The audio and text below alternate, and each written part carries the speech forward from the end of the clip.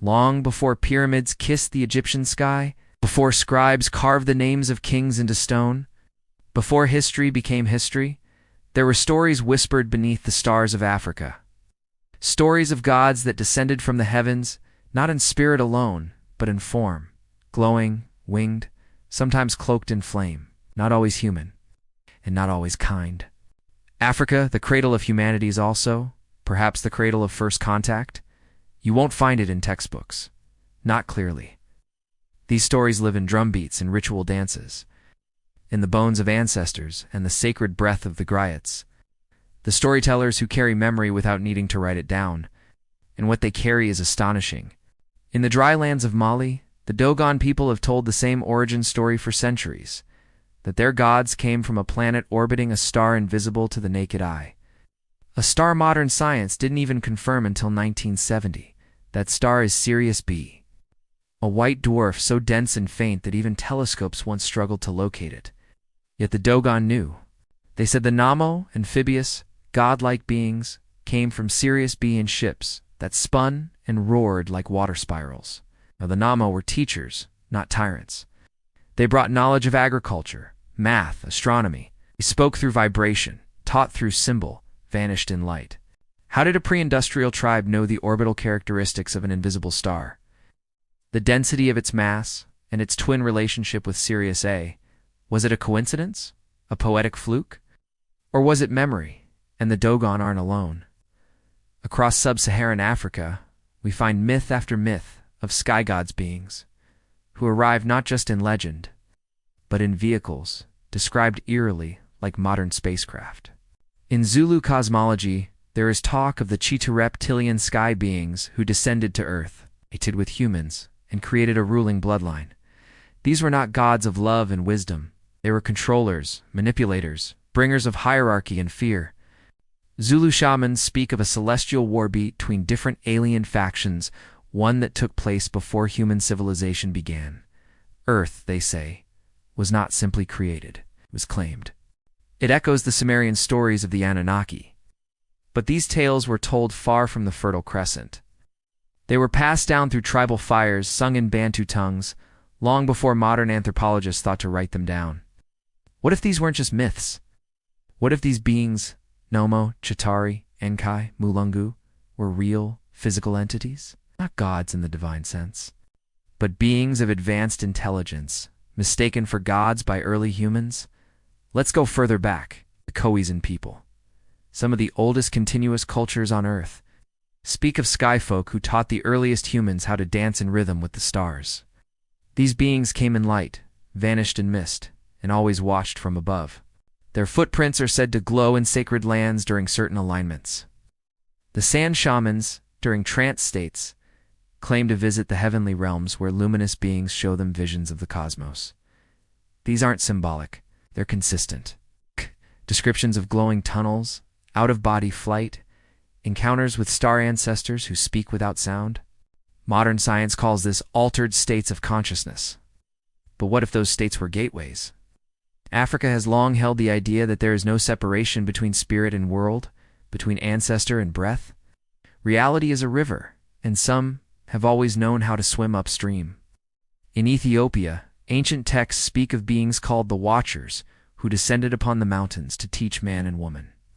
They're nearly identical to the fallen angels of the Book of Enoch, written in Ethiopia long before the Bible was compiled.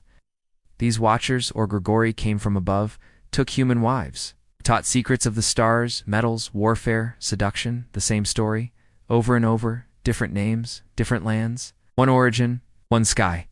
And what if the reason so many of these myths match those in Mesopotamia, India, and South America is because they were all remembering the same thing? That in the ancient past, multiple civilizations long before pharaohs or kings were guided, and in some cases manipulated by beings from beyond the stars. But unlike other regions, Africa doesn't separate the divine from the alien.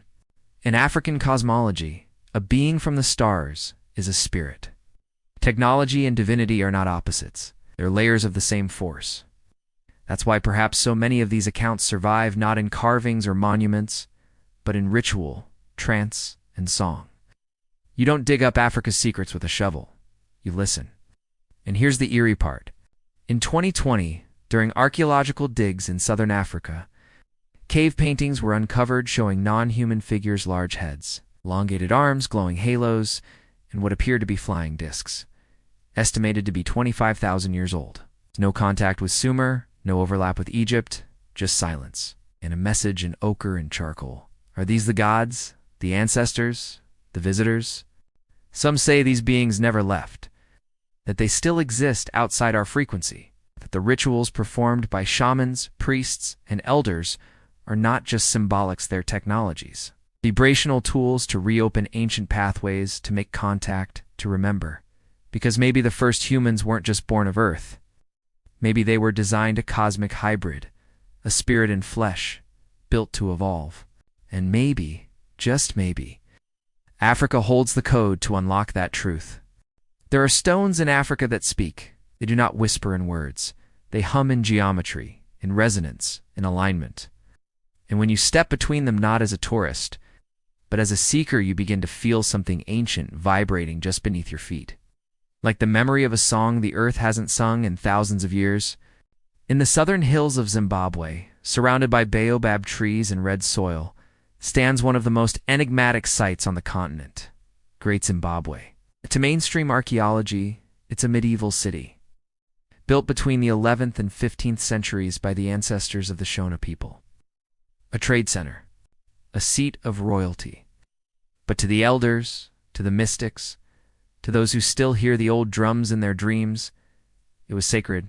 Great Zimbabwe's ruins sprawl across the land in deliberate geometric curved spirals and concentric enclosures, not random, but harmonic. The massive walls, some up to 36 feet high, were built without mortar, just stone, balanced, interlocked with such precision that they've stood for centuries against storm and sun. But it's not just how they were built, it's where.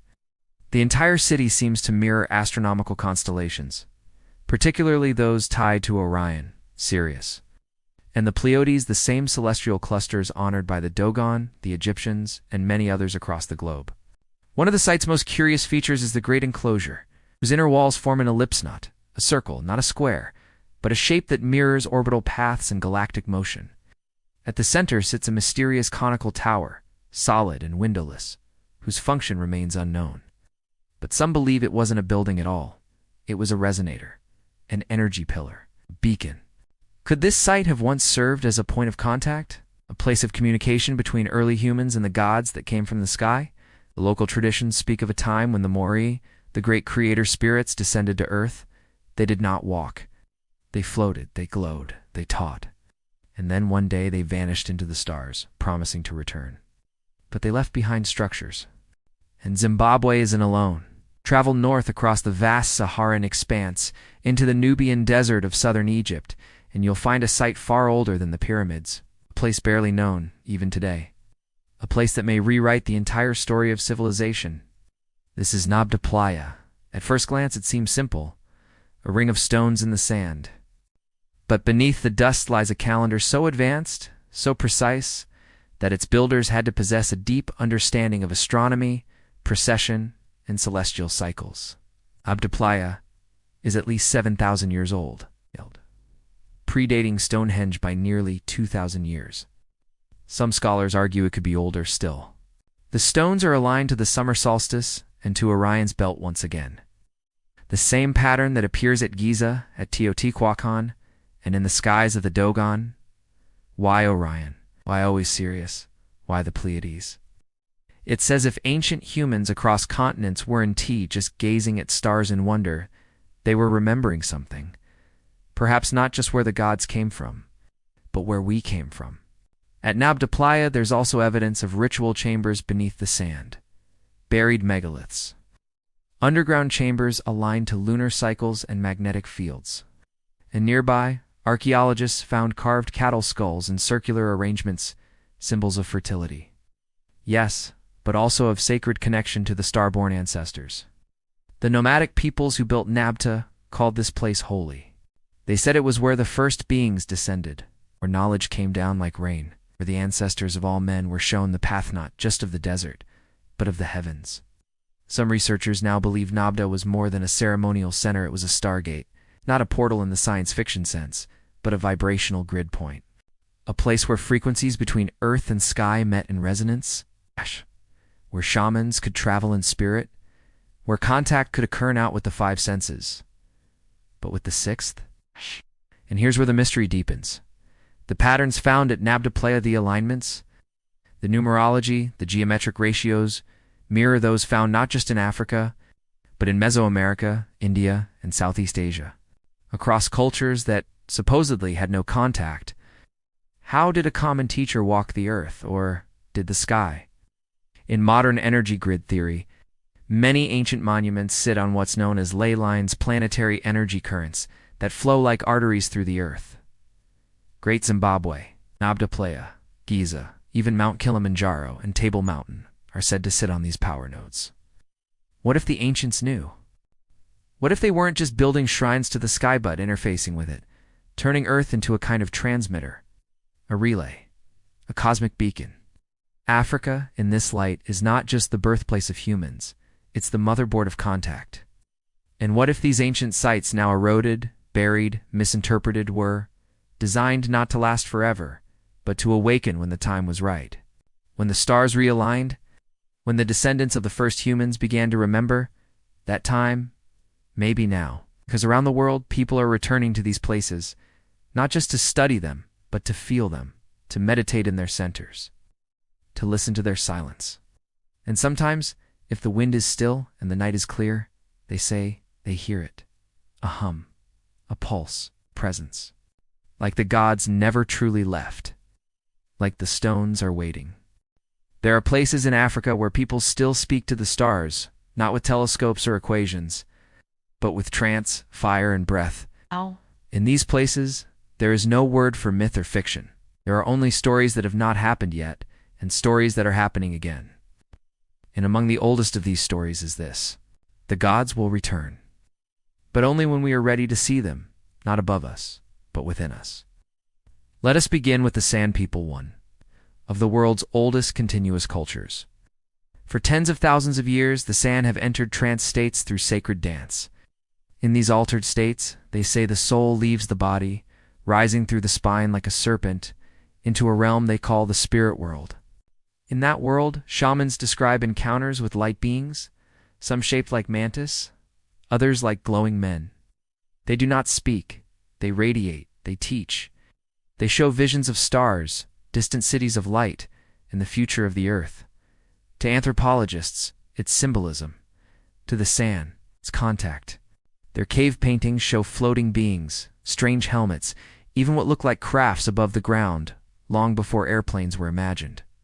Why would a Stone Age people with no concept of machinery depict such things unless they experienced them? The San believe these beings were here long ago. They left when humans grew forgetful, and that they will return not with fire or war, but with remembrance.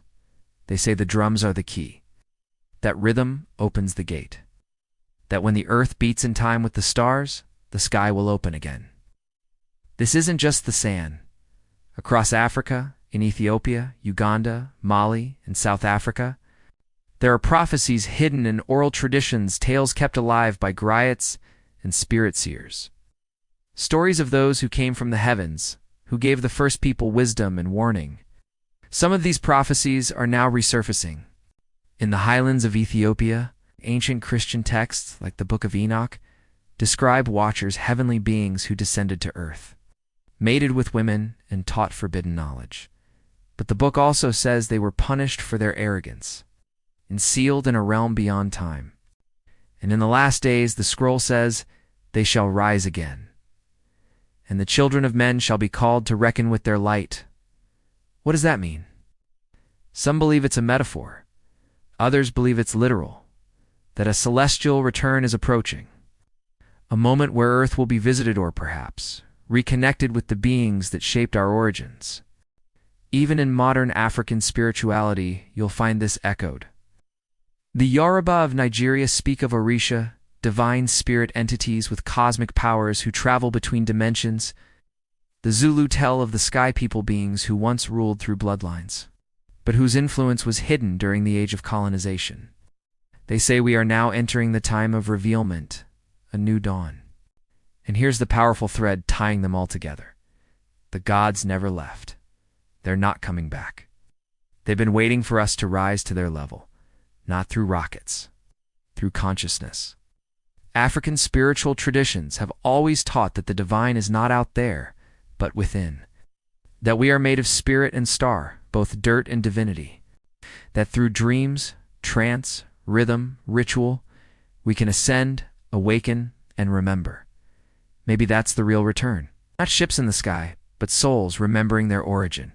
And maybe this awakening is happening now, because across the globe people are hearing the call. They're returning to sacred lands, listening to the old stories, meditating at ancient sites, feeling strange dreams, synchronicities, stirrings in their blood they can't explain. Some call it coincidence, others call it activation, and Africa is stirring. But in the silence of the ruins at Great Zimbabwe, in the star-marked stones of Nabta Playa, in the fires of the sand, in the scrolls of Ethiopia, in the voices of the elders who always knew the sky was not empty. Africa is not just humanity's origin. It may be the key to our reunion, because the gods we worshipped were never separate. They were us, evolved, awake, and now they are calling us home. Thank you for watching episode 5 of Alien Landings Across Ancient Civilizations. In this episode, we explored the sacred spiritual traditions of Africa, its ancient prophecies, and the possibility that the gods of its past were not just divine, but interstellar. More than that, we asked, what if they planted their light in us and we are the ones meant to return? If this episode awakens something ancient inside you, please like, subscribe, and hit the bell icon so you don't miss the rest of this journey.